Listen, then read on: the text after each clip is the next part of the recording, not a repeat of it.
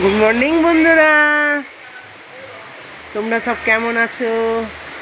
আমি ভালো আছি, আশা করি তোমরাও ভালো আছো ভগবানের কৃপায়।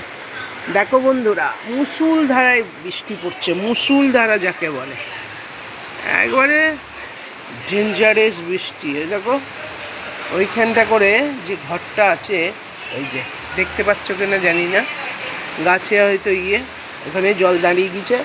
মানে এত মুষলধারায় বৃষ্টি। আজকে 14 তারিখ, সোমবার।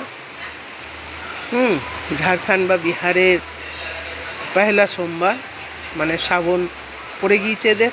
আজকে বাবার মাথায় প্রথম জল ঢালবে।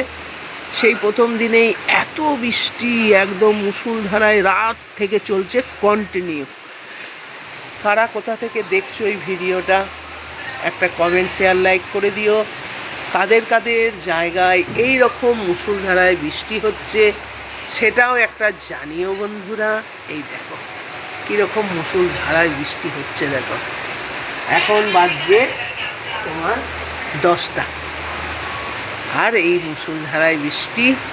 সকাল থেকে মানুষ, বাজার ঘাট সমস্ত কিছু বন্ধ। কী করবে দেখা যাক, ঘরে যা আছে সেই সব দিয়েই কি খাবার দাবার করি না করি, করা যাক। এই পর্যন্তই। তারপরে তোমাদেরকে সমস্ত কিছু আপডেট দিতে থাকবো, খুঁটি নাটি যা হবে না হবে, বৃষ্টি ছাড়বে কি না, কখন ছাড়লো সেটা। আশা করি 3 দিন ছাড়বে না বলছে শুনছি। এখন 3 দিন কন্টিনিউ হতে থাকবে। এটা ঝাড়খণ্ড পাহাড়ি এলাকা, যার জন্যে বান হচ্ছে না। এই বৃষ্টিটা যদি কলকাতার মতন জায়গায় এইভাবে হতে থাকে বন্ধুরা, তাহলে নিঘাত পুরো দোতলা পর্যন্ত ডুবে যাবে। মানে একতলা তো দূর কাবার, দোতলা পর্যন্ত ডুবে যাবে। মানে এত বৃষ্টি এখানে হচ্ছে আজকে। মানে কি মিনিমাম 15-20 দিন ধরে এরকম বৃষ্টি।